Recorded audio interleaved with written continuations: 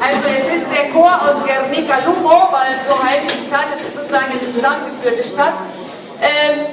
Sie singen gegen Ungerechtigkeit, sie singen für die Freiheit des Baskenlandes und unter anderem auch, das wird man gleich sehen, für die Freiheit von politischen Gefangenen, die außerhalb des Baskenlandes seit Jahren inhaftiert sind, im spanischen Staat oder außerhalb auch des spanischen Staates in Frankreich und die eigentlich längst ihre Haftstrafe abgesessen haben, aber deren Haft immer wieder verlängert wird, obwohl sie zum Teil krank sind.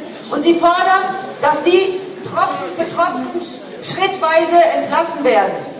Aber jetzt kommt erstmal der Chor aus Guernica Lumo, Urdaibai Cantamunea.